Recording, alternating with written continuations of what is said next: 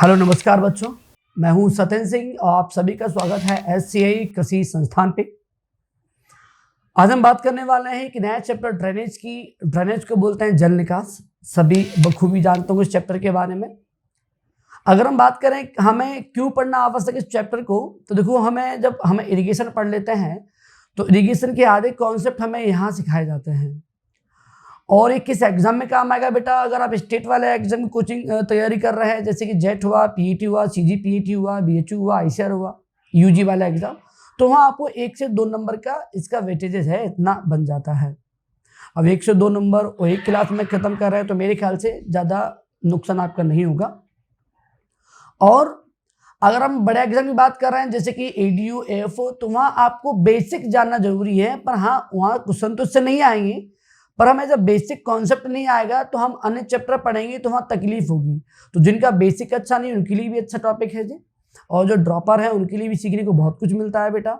हमने इसको 3 लेक्चर में डिवाइड किया है। लेक्चर नंबर पहला आज लेंगे, पहले में बेसिक जानकारी हम पढ़ेंगे। नॉर्मली जो एकेडमिक कर रहे हैं, 12th में है, उनके लिए आज लेक्चर 1 में ही काम हो जाएगा। अगर वो पूरी तरह सुन लें तो उन्हें इसके अलावा कभी नहीं पढ़ना।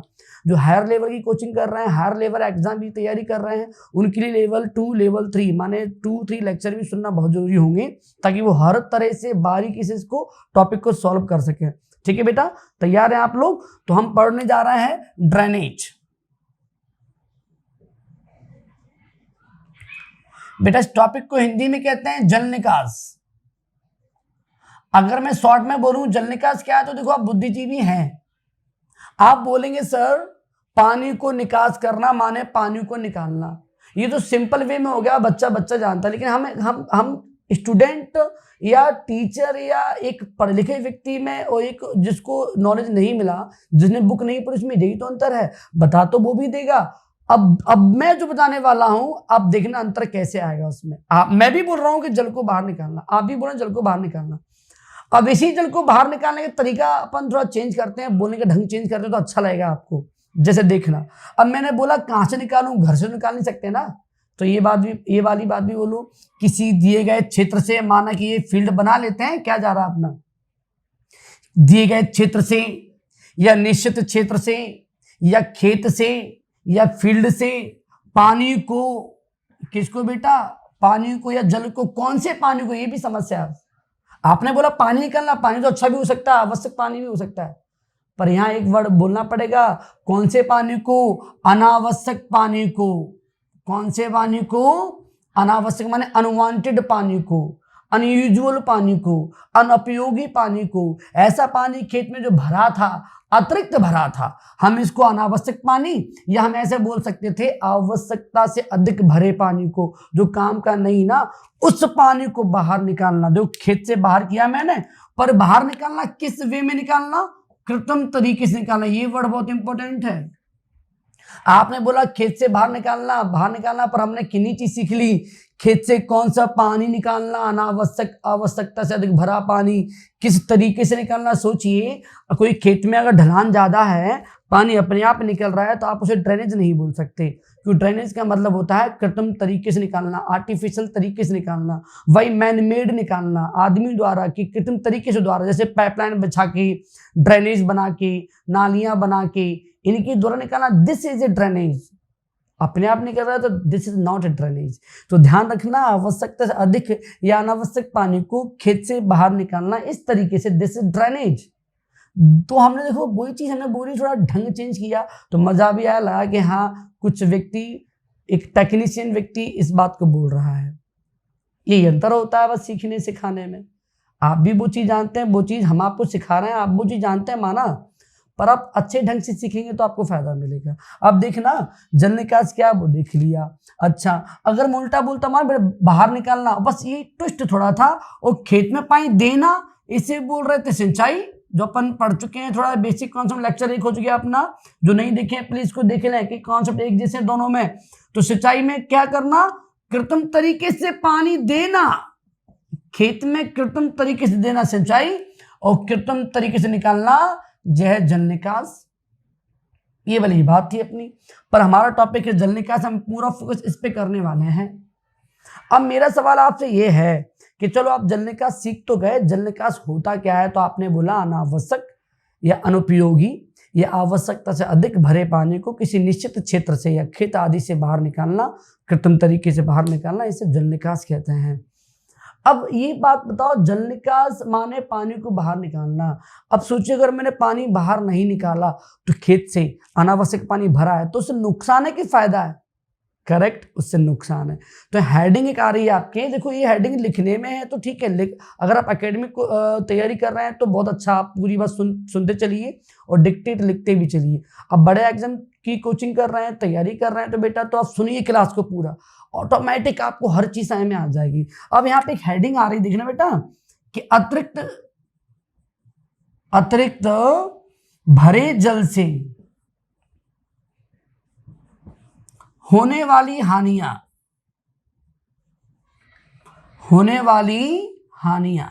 हम वो वाली बात कर रहे हैं कि जब अतिरिक्त पानी भरा हो, ज्यादा पानी भरा हो, अगर वो भरा है तो उससे आप अभी बोले ना उससे नुकसान होगा।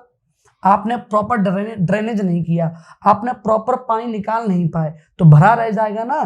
तो अतिरिक्त भरे जल से होने वाली हानियां, अगर आप ये सीख जाएंगे ना तो आपको इसका महत्व समझ में आ जाएगा। तो दो चीज बात कर रहे हैं, देखो अगर आप ये सीख जाएंगे तो इसके बाद आने वाला प्रश्न जो है कि जल निकास के लाभ, लिख देता हूं, जल निकास के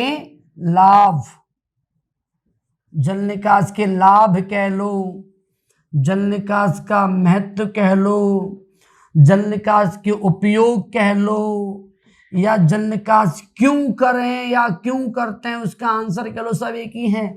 बस आप ये सीख लो, इसका उल्टा कर देना, ये निकल आएगा। उल्टा माने वाइस वर्सा। वाइस वर्सा क्या, वो देख लेते हैं। अब पहले अपन ये देखते हैं अगर पानी भरा हुआ है तो नुकसान है, नुकसान कैसे है। तो बेटा देखो कोई भी हम चीज पढ़ते हैं ना तो अपन सोचिए, माइंड को खुला छोड़ दीजिए। आप ये ना सोचो कितने पॉइंट है, 4 पॉइंट है कि 5 पॉइंट है, 6 पॉइंट लिखिए, आपने 6 पॉइंट याद कर लिए, वो चीज गलत है।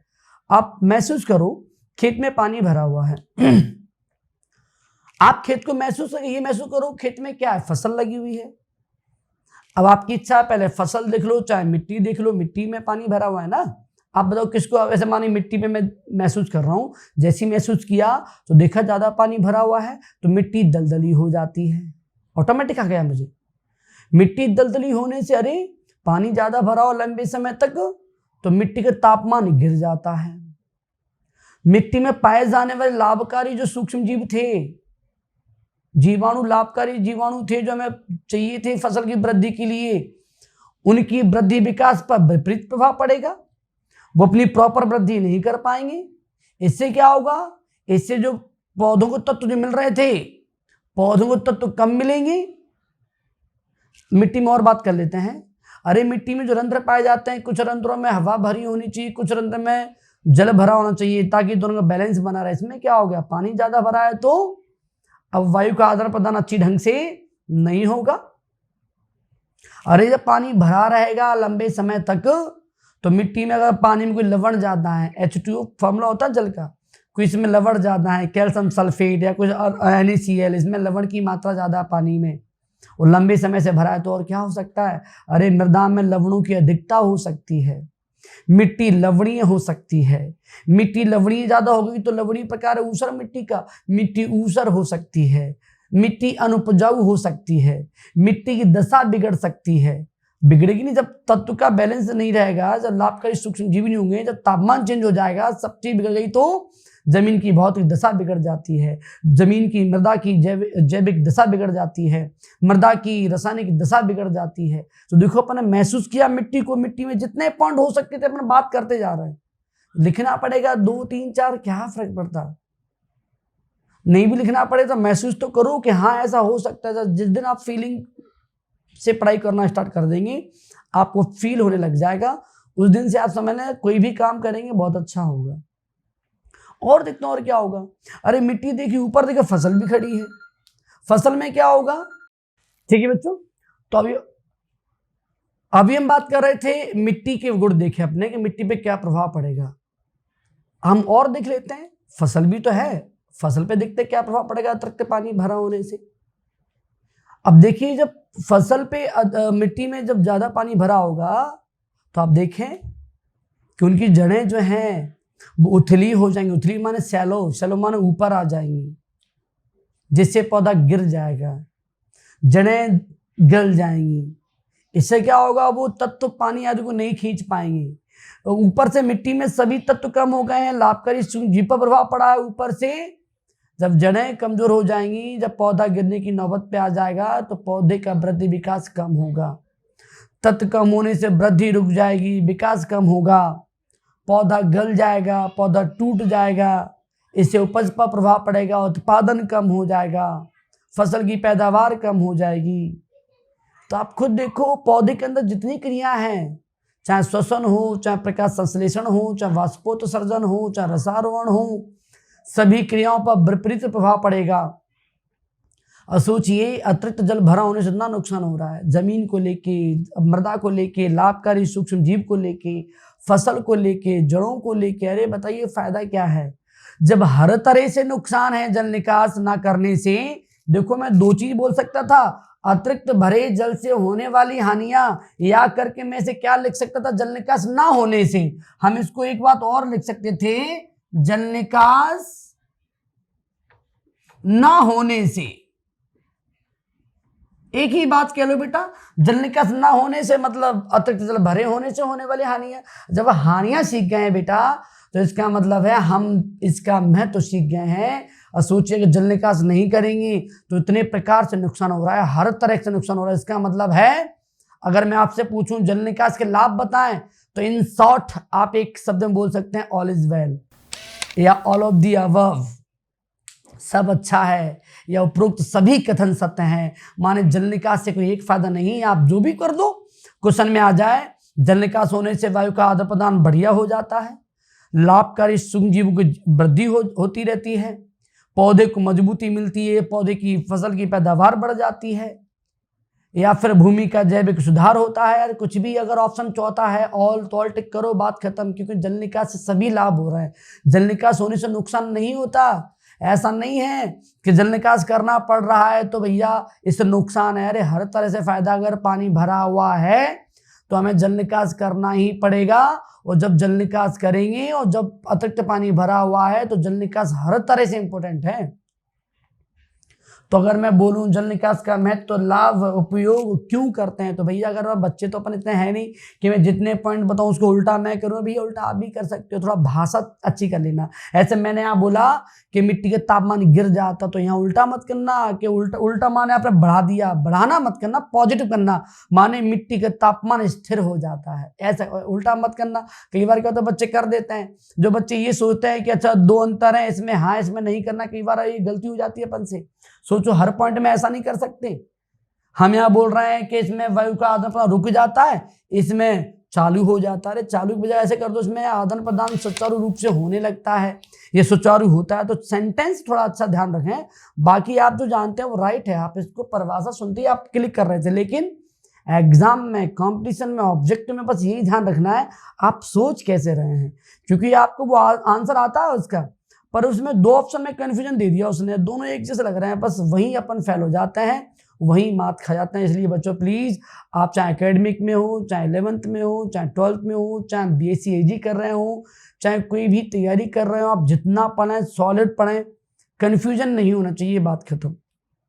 ठीक है, तो अपन देखा जल निकास क्या होता है, जल निकास ना होने से होने वाली हानियां, या यूं कहें जल निकास अगर होता है तो क्या होते हैं इसके फायदे, माने जल निकास का महत्व आदि बहुत चीज देखी अपन। ठीक है, अब बेटा हम देखने वाले हैं क्या, आप वो देख लीजिए एक बार। अब हम पढ़ रहे हैं जल निकास जो है उसकी विधियां। तो बेटा हमारा सेंटेंस क्या है बेटा, जल निकास की विधियां। ठीक है, तो हमारा हेडिंग बन रहा है बेटा, जल निकास की विधियां। विधियां बेटा बोलो मेथड्स, मेथड्स ऑफ ड्रेनेज। कोई दिक्कत तो नहीं किसी को, मेथड्स ऑफ ड्रेनेज। हम इसकी मेथड पढ़ने वाले हैं, हम इसके तरीके पढ़ने वाले हैं कि हम देखो अपने बोल दिया कि पानी को कृत्रिम तरीके से बाहर निकालना। अब सवाल ये आ रहा है कैसे बाहर निकालना है, तो बाहर निकालने जो तरीके जो हैं, जो सिस्टम है, उनको पढ़ रहा है मेथड में। तो बेटा देखो मैं यहाँ लिख दूं, यहाँ 3 तरीके हमारे पास ऑप्शन हैं। तरीका नंबर 1, तरीका नंबर 2, तरीका नंबर 3। ठीक है, मैं लिख दूं यहां पे। पहला तरीका हमारे पास जो है वो है नंबर 1 सतही जल निकास, एक तरीका है अधोसतही जल निकास,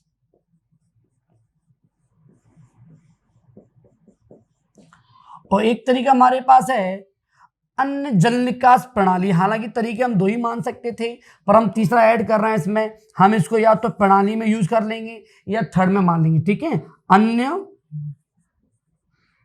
जल निकास प्रणाली। कई बुक में अलग से लिखा हुआ है, हम इसको अलग भी कर सकते हैं। इसको हम सिस्टम भी बोल सकते हैं, drainage system, method of drainage and system of drainage, हम ऐसा भी यूज कर सकते हैं। ठीक है, पर हमने एक साथ में ले लिया। ठीक है, कोई दिक्कत तो नहीं किसी को। हम नाम सुन लेते हैं। सतही जल निकास एक, ये 3 टाइप की है, 3। एक है अस्थाई जल निकास, एक है स्थाई जल निकास, एक है कटआउट ड्रेन्स, कटआउट नालियां। भाई नाली को बेटा हम बोलते हैं ड्रेनेज, ड्रेन्स। तो अगर मैं कटआउट नाली को अगर मैं कटआउट ड्रेन्स कर दूं, कोई दिक्कत तो नहीं है भैया। मैं लिख देता हूं, क्योंकि ना हम क्या करते हैं, नाली को हम भूल जाते हैं बार बार। ठीक है, तो मैं यहां कहता हूं नाली कहूं या ड्रेन्स कहो, बात एक ही है। तो इसके 2 नाम, या तो कटआउट नालियां या कटआउट ड्रेन्स। कोई दिक्कत तो नहीं बेटा। ऐसे ये कई प्रकार का है, इसको नाम सुन लेते हैं। जैसे टाइल ड्रेन्स, ड्रेन से देखो मैंने ड्रेन से यूज किया, देखो ठीक है ना, डर मत जाना। ड्रेन है नाली। ठीक है, पोल drains, pipe drains, mole drains. मैं बार बार लिखा नहीं मैंने, क्यों? क्योंकि बार बार लिखूंगा मैं टाइम पास हो जाएगा, आप समझ जाना। ठीक है, जैसे स्टोन ड्रेन्स, जैसे एक और कर लेते हैं रविल ड्रेन्स, रविल ड्रेन्स। एक बार लिख देता हूं ड्रेन्स, आप समझ, ड्रेन नालियां। ठीक है, इसमें 3 है, 1 2 3। प्राकृतिक जल निकास प्रणाली, हम इसको प्रणाली में ला सकते हैं। ठीक है, मैथड में नहीं करें कोई दिक्कत नहीं है। प्राकृतिक जल निकास प्रणाली,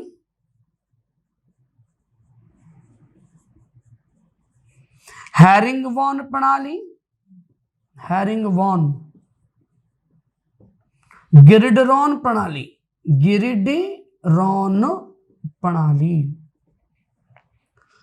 तो बेटा पहले तो आप ये सिस्टम समझ लो, ये मैंने क्यों लिखा है, ताकि देखो हम जब पढ़ेंगे अभी 10-2 मिनट बाद, अगर अपन नाम हम सबको सिस्टमैटिक मालूम है ये क्या क्या होना है, तो बताने में आसानी हमको भी होगी, वो आपके माइंड में पिक्चर बन जाएगी, अरे हाँ ऐसा ऐसा इसके प्रकार आप पढ़ाएंगे अपन। ठीक है, अब देखते हैं, मैंने थोड़ा लाइन खींच दूं ताकि ओवरलेप ना हो, मैं हटा दूं इसको, समझ जाना आप। ठीक है, तो देख पा रहे हैं हम ये 3 टाइप की विधियां हैं, तरीके के हैं जिनसे हम पानी को कैसे निकालते हैं। तरीका नंबर 1 सतही जल निकास, जो इंग्लिश मीडियम के हैं जिनकी हिंदी वीक है फटाफट सुन लें।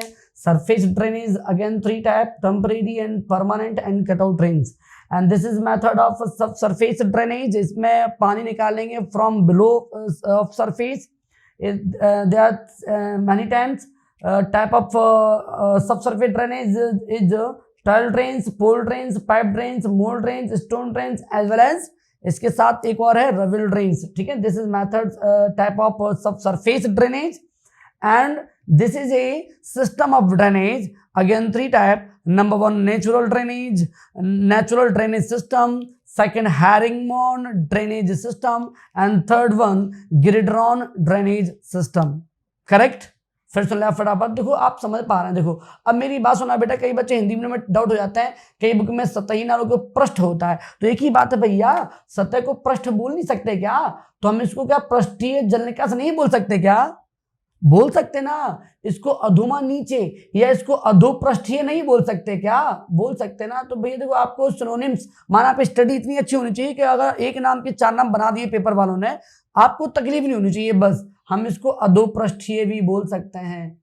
ठीक है, सरफेस, सब surface and other drainage system. चलो तो अपन ने ये देखा। अब मेरी बात सुने, समझदार के लिए सारी काफी है। जितनी विधियां हैं फटाफट मैं बोलूंगा, अगर व्यक्ति समझदार है तो कुछ नहीं करना और सुनना, आगे बढ़ना है। पूरी बात सुनना है और आगे बढ़ना है फटाफट। देखते हैं क्या है। देखो सतही जल निकास बोले तो आप देखो क्या है इसमें खुद बोल दिया है सतही जल निकास, माने पानी कहां से निकाल रहे हैं, सतह से या पृष्ठ, एक ही बात है, दोनों को एक ही बोल रहे हैं। अब मैंने क्या बोल दिया अतिरिक्त, जो उसने बोला वो मैंने मुंह से बोल दिया कि ऐसा जल निकास जिसमें पानी को सतह से बाहर निकालते हैं। सतह माने 1 फीट से, और 1 फीट माने क्या होता है बेटा 30 सेंटीमीटर। बस इतना थोड़ा ध्यान और रख लेंगे, 1 फीट या 30 सेंटीमीटर की गहराई से सतह से पानी को बाहर निकालना, इसे बोलते हैं सतही जल निकास। और ये 3 प्रकार का होता है। नंबर 1 अस्थाई, नंबर 2 स्थाई, number 3 cutout. Temporary, permanent and cutout drains. ये भी बड़ा आसान है। अस्थाई टेम्परेरी भैया कब बनाओगे बताओ, आप कब बनाओगे ये बताओ। डेली पानी भरने की समस्या हो, डेली जल भराव होता हो, हमेशा पानी भरा रहता हो, तो कभी सोचेंगे टेम्परेरी करने की, नहीं ना, आप परमानेंट करेंगे ना। तो अस्थाई टेम्परेरी कहाँ करेंगे, बरसात के पहले छोटे मोटे कार्य हेतु में, मानो पानी बरसने वाला, हम पानी दे चुके हैं तो हम ऐसा व्यवस्था करके जाएं खेत में, हम खेत में एक कुछ साइड में 10 से 15 सेंटीमीटर की नाली बना देंगे फावड़े की मदद से। थोड़ी परमानेंट बनानी, थोड़ी सीमेंटेड नाली बनानी है। माला में पानी भर गया है, अपन पानी निकाल देंगे, खेत में ज़्यादा पानी है, हम एक जगह पे फावड़े से नाली बना देंगे टेम्परेरी, पानी निकल जाएगा, फिर भर देंगे, टेम्परेरी काम हो गया, अपना काम हो गया। परमानेंट कहाँ यूज करेंगे, जहाँ पानी हमेशा भरा रहता हो, जहाँ कोई जल भराव की समस्या हो या स्थायी जल निकास की समस्या हो, डेली पानी भरने की आप वहाँ डाउट हो, तो ऐसी जगह पे हम बनाते हैं पक्की नालियाँ, इन्हें बोलते हैं स्थायी नालियाँ। सीमेंटेड हो सकती हैं, कैसे भी हो सकती हैं, पर ये टेम्परेरी नहीं थी। तो ये तो समझ में आया टेम्परेरी, पर मैं ये तो ये तीसरा पॉइंट कैसे आ गया कटआउट। अरे कटआउट का मतलब होता है ऐसे स्थान, यहाँ बात अलग है, ऐसे स्थान जो इनकी स्थिति कैसी है, जो या तो नदी किनारे हैं, मुहाने पर हैं खेत ऐसे, या बगल में कोई ऐसा पानी के साधन है जहाँ पानी हमेशा भरा रहता है, उसके पास में अपना खेत है, तो भी ऐसे खेत हमेशा पानी से भरे रह सकते हैं। माने वो वाली बात है, खेत निचला स्तर पे, नहर ऊपर से बह रही है, वे ऊपर आसपास नदी के किनारे वाला खेत है कोई, तो ऐसे स्थान तो हमेशा पानी से भरे रहेंगे, हमेशा पानी से लबालब रहेंगे, वाटर लॉक्ड रहेंगे, जलाक्रांत रहेंगे। तो ऐसे स्थान पे भी दिक्कत है।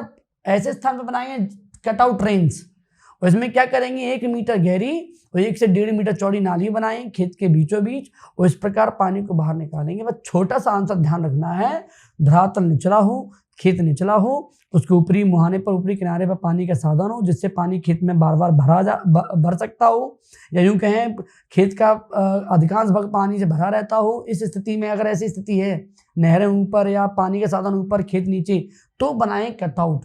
स्थायी मत करें, स्थायी में ये बात नहीं करेंगे ऊपर नीचे वाली बात। कटआउट में आपको ध्यान रखना पड़ेगा। जब ऐसा हो तो हम खेत में बीचों बीच कटआउट ड्रेन्स बनाएंगे पानी के निकालने के लिए। तीनों ही आसान थी, तीनों में ही बड़ा अतिरिक्त तामझाम नहीं करना पड़ा, लेकिन सब सरफेस में दिक्कत है। सब सरफेस का मतलब होता है अधो सतही का मतलब अधोमा नीचे, सतह के नीचे से पानी निकालना पड़े, इसमें थोड़ा दिमाग टेंशन हो जाएगा।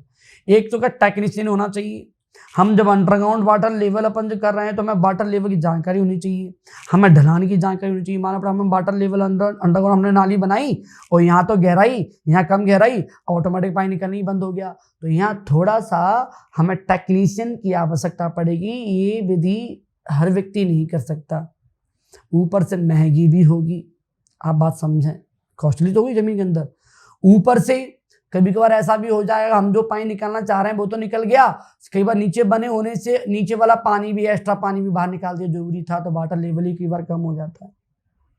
आप सोचें, लेकिन फायदा क्या है इसका, फायदा ये एक बार बन गई टेंशन खत्म, माने बार बार की झंझट खत्म हो जाती, लाभ है इसका एक छोटा। लेकिन एक काम और है, एक नुकसान और, अगर आपने अंडरग्राउंड ये नाली बनाई, इस टाइप की विधि अपनाई, तो एक दिक्कत और हो रही भैया, अगर कहीं दिक्कत हो जाती है, कहीं वो पाइपलाइन डैमेज हो जाती है, पानी जल निकास बंद हो जाता, अवरुद्ध हो जाता, कोई कचरा फंस जाता है बीच में, तो अपन मालूम नहीं पड़ेगी कहाँ से दिक्कत है। तो इस स्थिति में मेहनत ज़्यादा पड़ सकती है, श्रम लग सकता है, पैसे खर्च ज़्यादा हो सकते हैं, टेंशन बढ़ सकती है, खुदाई कार्य बढ़ सकता है। तो ये थोड़ा सा नुकसान है, थोड़ा सा नहीं अधिकतर नुकसान है। इसलिए हमारे देश में जो डेवलपिंग कंट्री हैं, जो बढ़ रहे हैं, वहाँ इस विधि का यूज नहीं करते हैं, क्योंकि खर्चा ज़्यादा है। हम लोग मेनली ये सतही विधि यूज करते हैं सभी लोग, नो डाउट। कौन से खेत में बताइए दो सतही जल निकास है, पर हाँ सिस्टम तो है, पढ़ना तो पड़ेगा। ऐसा फायदा भी था, एक बार बन गया टेंशन खत्म। जहां पानी हमेशा भरने की समस्या थी, अंडरग्राउंड ड्रेनेज सिस्टम है, टेंशन खत्म। फायदा भी ऐसी बात नहीं है, पर नुकसान भी थोड़ा है। पर क्या करें, हमें जब हमेशा जल भरा रह सकता है, ज़्यादा पानी की समस्या है भैया, बहुत ज़्यादा पानी बाहर निकालना है, तो हमें अधोसतही जल निकास विधि अपनानी ही पड़ेगी।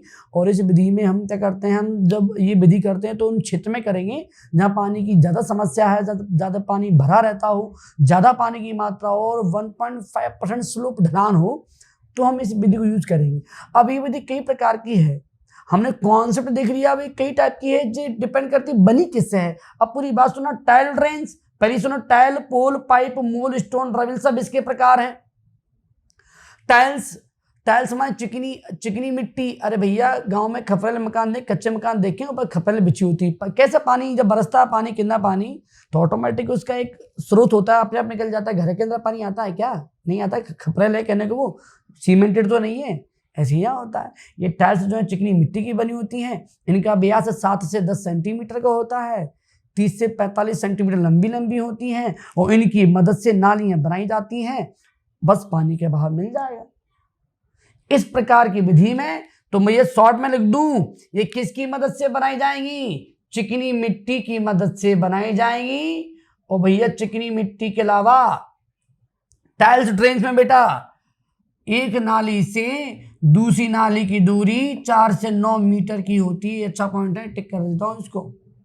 अरे जब दो नाली बनाएंगे, माने कि एक नाली ये है और एक नाली ये है, तो इनकी बीच की दूरी है जी, ऐसा मत करना पास नाली बना दी। अरे कॉलोनी में भी ऐसा होता है, एक नाली उस तरफ, एक नाली इस तरफ, बीच में गैप नहीं होता, जगह नहीं होती। ऐसा तो नहीं है कि दोनों की नाली एक तरफ बना दी, वन साइडेड।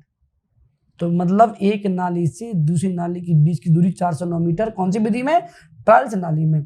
अगर मैं पोल बताऊं, पोल माने क्या होता है? देखो, पोल माने होता है क्या? लकड़ी। अगर लकड़ी की मदद से या फिर बांस की मदद से कोई नाली बनाई जाएंगी बेटा, तो वो क्या होंगी? पोल ड्रेन्स। पूरी कहानी बच जाएगी, किसके द्वारा बनाई जा रही? बस टाइल ड्रेन्स चिकनी मिट्टी से, और पोल ड्रेन्स लकड़ी या बांस की मदद से, और पाइप माने या तो पाइप जो होते हैं वो 10 सेंटीमीटर छिद्रित, माने इतना बड़ा होल होगा, 10 सेंटीमीटर जो छिद्रित पाइप के बने होते हैं। और ये पाइप जो है या तो सीमेंट के हो सकते हैं या लोहे के हो सकते हैं। अब क्वेश्चन कैसे आएगा?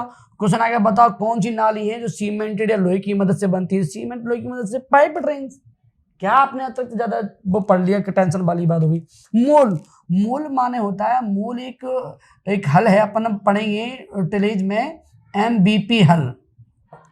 MVP का नाम सुन लो, M माने मोल्ड, B माने बोर्ड, P माने प्लो। हिंदी में बात करें तो इसको बोलते हैं मिट्टी पलट हल, मिट्टी पलट हल ये बोलते हैं।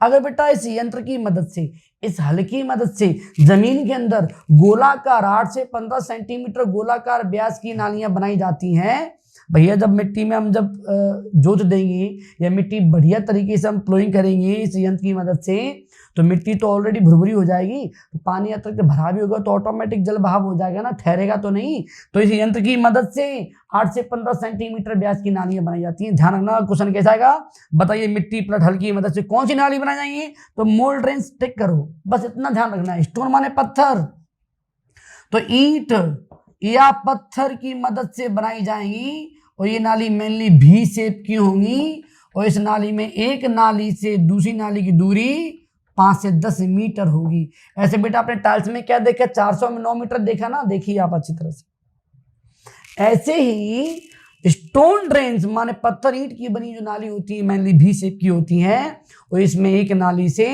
दूसरी नाली की दूरी बेटा 5 से 10 मीटर की होती है। ध्यान रखना, हर पॉइंट देखो शॉर्ट में पढ़ रहे हैं, तैयार पर जल्दी जल्दी काम हो, लिखने की बारी आए तो इसी सेंटेंस को लंबा खींच दो, कोई दिक्कत नहीं है, ठीक है। अब रविल ड्रेन्स बेटा अलग से ड्रेन्स नहीं होती, मैंने लिख दिया अलग से, पर रियल में रविल ड्रेन्स अलग से नहीं होती, वो होती स्टोन ड्रेन्स ही है, बनी वो पत्थर ईंट की ही होती है, शेप उसका भी आकार का ही होता है। तो अंतर क्या भैया, क्यों नहीं बोले स्टोन? इसलिए नहीं बोले क्योंकि अगर हम स्टोन ड्रेन्स को हम V शेप की नाली को, ईंट पत्थर से बनी नाली को ऊपर से लकड़ी के टुकड़ों से ढक देते हैं, ढक दिया लकड़ी टुकड़ों की मदद से, अब नाम पड़ गया रवेल ड्रेन्स। इतना अंतर था बेटा बस। तो कैसे बोलेंगे, यदि स्टोन ड्रेन्स को ऊपर से लकड़ी के टुकड़ों की मदद से या बांस के टुकड़ों की मदद से ढक दिया जाए तो हम इसे रवेल ड्रेन्स कहते हैं, हम इसे रवेल ड्रेन्स कहते हैं। तो अब देखो कितना आसान था, टेम्परेरी क्यों किया, स्थायी क्यों किया, कटआउट कब किया, अधोसतही में क्या नुकसान था, क्या फायदा था, इसमें क्या नुकसान था, क्या फायदा, उसको उल्टा कर दो, सतही में क्या नुकसान होगा बेटा, तो सतही में ये नुकसान है अगर ज्यादा पानी भरा हो तो हम इसे यूज नहीं कर सकते, हमें बार बार बनानी पड़ेगी। ऐसा तो नहीं है कि सतही विधि आज बना दी, सतह पे नाली बना दी, कल फिर फसल बो देंगे, फिर से समस्या आएगी। तीसरा नुकसान क्या होगा, इस सतही विधि से क्या होगा, हम जब सतह पर नाली बनाएंगे तो कुछ तो क्षेत्रफल घेर लेंगे, तो क्षेत्रफल भी कम हो जाता है इससे जमीन का। क्यों भैया, नाली खेत के ऊपर बना रहे हैं ना, इससे फसल पे भी प्रभाव पड़ेगा, उसकी पैदावार भी कम होगी। क्योंकि इसमें नहीं था, इसमें अंडरग्राउंड कर रहे थे नालियों को, तो इससे क्षेत्रफल कम नहीं हो रहा था, इससे कम हो रहा था। इसको बार बार बनाना पड़ रहा था, इसको बार बार नहीं बनाना पड़ रहा। इससे अधिक पानी खत्म नहीं कर सकते, इसे निकाल सकते हैं, पर फायदा क्या था इसका, कम खर्चा, अधिक खर्चा, कोई भी कर सकता है, कोई भी नहीं कर सकता। इसको आसानी से कर सकते हैं, आसानी से नहीं कर सकते, तकनीकी आवश्यकता नहीं होती है। इन कारणों से अपन अलग अलग कर रहे हैं। ये क्वेश्चन कैसे काम आएगा मालूम है, ये क्वेश्चन लिखने में तो काम आएंगे, पर बेटा फिर मैं आप फोकस करूं, आप इसके चक्कर में न मत पढ़ना कितना लिखना पड़े, कौन सा क्वेश्चन आ जाए, आप इसके चक्कर में पढ़ो, क्वेश्चन कुछ भी हो, सकल लेक्चर पूरे मन से सुन लो, फिर क्वेश्चन कैसा भी आ जाए, इनके बीच में अंतर आ जाए, इनके लाभ हानि पूछ लें, इनके एडवांटेज डिसएडवांटेज पूछ लें, इसके महत्व हानि पूछ लें, उसकी इच्छा अगर बस समझ लो, इसके प्रकार पूछ लें, उसको डिस्क्राइब करने की बोल दें, क्या फर्क पड़ता। आपने क्लास पूरे मन से ली हो तो कोई दिक्कत नहीं आने वाली, क्वेश्चन कैसा भी हो। अब हम बात करने वाले हैं थर्ड पे, और थर्ड का नाम है अन्य जल निकास प्रणाली, सिस्टम ऑफ ड्रेनेज। देखो जल्दी फटाफट एक बार,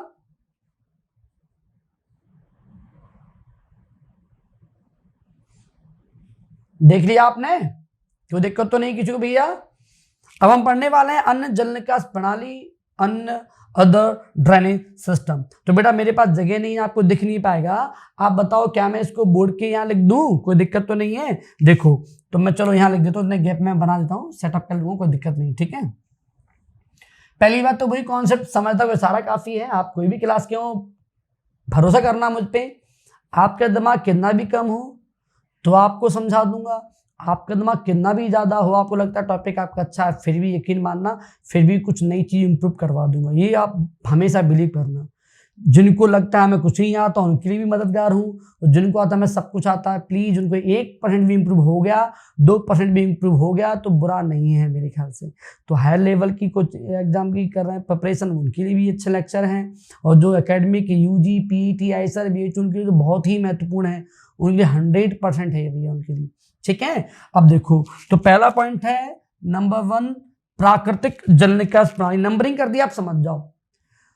तो पहला पॉइंट तो अपन नाम से बोल सकते हैं, देखो ऐसी प्रणाली नेचुरल जिसमें पानी स्वतः अपने आप ढलान के अनुसार निकल जाए, तो ये कहाँ है भैया। अब मैं अभी क्या बोले थे आप सर, अपने आप निकल रही तो उसको जल निकास नहीं कहते, तो मैं कहाँ बोल रहा हूँ, तो मैं यही बोल रहा हूँ प्रणाली है, इस प्रणाली में हमें अतिरिक्त नालियां नहीं बनानी पड़ती, कुछ नहीं करना पड़ता, ढलान ऐसे खेत ये है और ये ढलान वाला खेत है तो पानी ऑटोमेटिक बाहर निकल जाएगा, सिंपल सी बात है।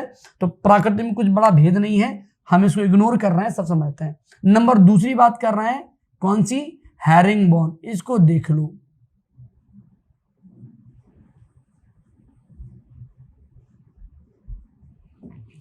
हैरिंगबोन देखो मैं चित्र बना दूं, हो सकता है आप इसमें ही समझ जाए, काम आपका हो जाए। चित्र ऐसा होता नहीं है, समझाने के लिए बेटा बना रहा हूं मैं, और नहीं तो बोलो सर ऐसा कब से चित्र होने लगा, एक आपके लिए बना रहा हूं मात्र मैं, ठीक है। ऐसा होता कुछ नहीं है, हालांकि तो समझाने में बता रहा हूं मैं, ऐसा अपन करें तो अपन क्या समझ सकते हैं, नहीं तो मुझे टाइम बहुत लग जाएगा अगर मैं डिटेल में बेस्ट समझाऊंगा रियल में तो।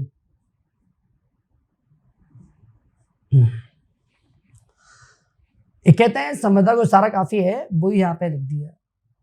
क्या महसूस हो रहा है आपको, चलो मैं बता दूं आपकी फीलिंग मैं व्यक्त कर रहा हूं। आपको महसूस हो रहा है सर हैरिंगबोन बोले तो एक कोई खेत है और जिसके बीचों बीच आपने एक नाली बनाई है, बीचों बीच, तो इस नाली को नाम दे देते हैं अपन, हम इस नाली को जो बीचों बीच बनाई है इसको बोलते हैं मुख्य नाली, मुख्य नाली। और सर आपने क्या किया है, इस मुख्य नाली से कुछ नालियां जो इससे छोटी हैं, जो मुख्य नाली तो बहुत बड़ी है, एक किनारे से दूसरे किनारे तक आई है, एक तरफ बंद है एक तरफ खुली हुई है। आपने ये भी महसूस किया सर ये नाली, मुख्य नाली बड़ी होती है और जो नाली छोटी छोटी, इसको नाम दे दो भैया, जो छोटी नाली को वो सहायक नाली, इन्हें क्या बोलते हैं बेटा, सहायक नाली।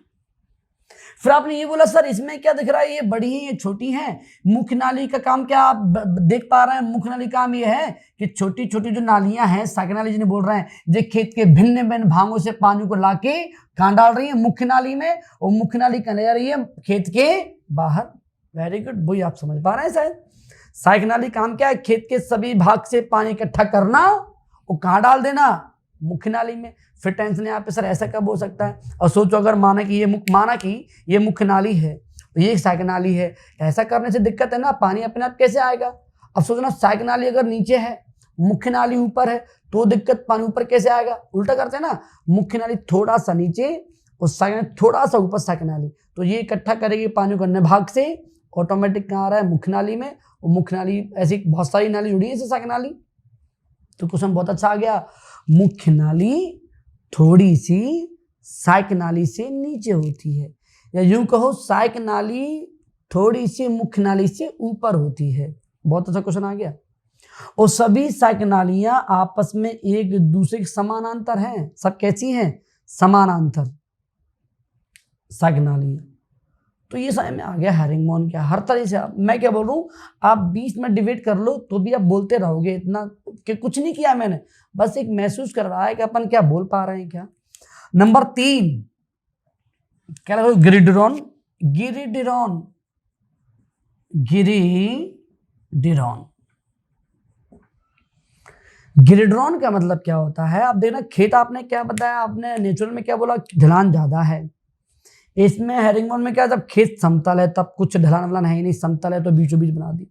अब समस्या का ढलान तो है पर कम है, कम है तो पानी कहीं भरा है कहीं नहीं भरा है तो समस्या है। जब ढलान ज्यादा होती तो नेचुरल होता, नेचुरल था ना, पर तो कुछ करना ही नहीं था।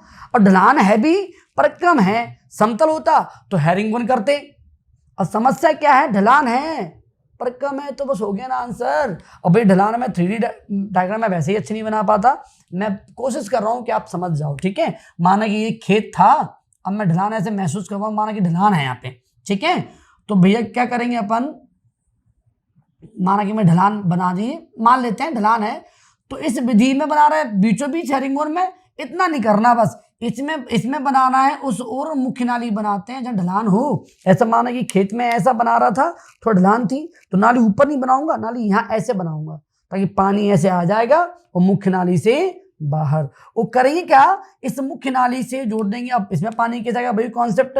तो इसके लिए बनाएंगे, इसके लिए क्या बनाएंगे, लंबी लंबी सी सहायक नालियां।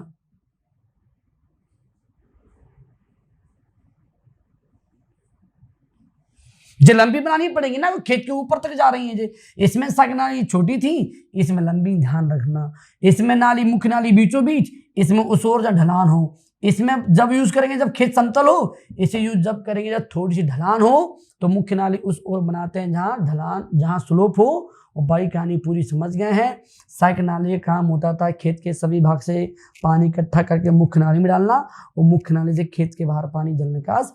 तो आप पूरी बात समझ रहे ना, अब बस फील करके पढ़ लिया आपने, तो छोटे छोटे डायग्राम जो किसी मतलब के नहीं थे, उनसे आपको कहानी समझ में आ गई है। मैंने आपको 3D नहीं दिखाया, आपको बड़ा डायग्राम नहीं दिखाया, सिंपल फॉर्म में बना दिया, वो आप समझ पाए होंगे, ठीक है। तो जो लेक्चर नंबर 1 था ऐसे ड्रेनेज का। अगले लेक्चर में हम बात करेंगे कई टाइप की, जल निकास गुणांक क्या होता है, या फिर फील्ड कैपेसिटी क्या होती है, मिलानी गुणांक किसे कहते हैं, आधाग्राही गुणांक किसे बोलते हैं। कई टाइप क्वेश्चन आएंगे जो डिफरेंट लेवल के क्वेश्चन बनते हैं। कुछ पॉइंट और समझ लेते हैं, फटाफट खत्म कर रहे हैं क्लास को। जैसे कि मुख्य नाली और सहायक नाली दोनों, 1 मिनट,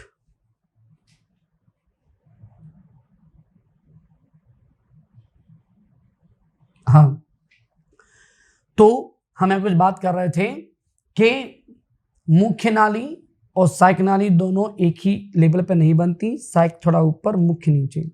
दूसरी बात, हम जब नाली बनाते हैं तो कोशिश करें जिगजग ज़्यादा ना हो, टेढ़ी मेढ़ी ना हो, सीधी होंगी। और सीधी होने के अलावा मुहाने पर कोई जाली लगाएंगे तो फायदा होगा। सीधी होने से क्या, कोई भी चीज़ फंसने का डर कम रहेगा, और मुहाने पर जाली क्यों लगाई, कुछ फंस भी गया तो निकालने में आसानी होगी।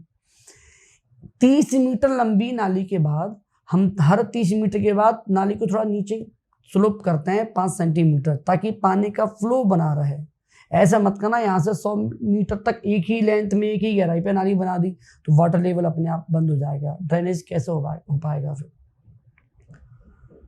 ठीक है, तो ये कुछ। और नाली जो बनाते हैं वो मेनली चौड़ी गहरी में कैसी, गहरी ज्यादा बनाते हैं, चौड़ी कम। उल्टा मत करना, चौड़ी ज्यादा बनाएंगे तो खेत का क्षेत्रफल ज्यादा घेरेगा ना, फसल कम होगी। तो उल्टा करो, गहरी ज्यादा बनाओ, चौड़ी कम बनाओ। तो कुछ ऐसे पॉइंट हैं जो आपको छोटे मोटे एग्जाम में काम आते रहेंगे। तो बेटा ये हमारा था लेक्चर नंबर 1। लेक्चर नंबर 2 और 3 के लिए आप तैयार रहें, ठीक है। और प्लीज अगर आपको वीडियो अच्छा लगा हो तो लाइक कमेंट जरूर करें, ठीक है। और शेयर तो करना बिल्कुल ना भूलें। Thank you.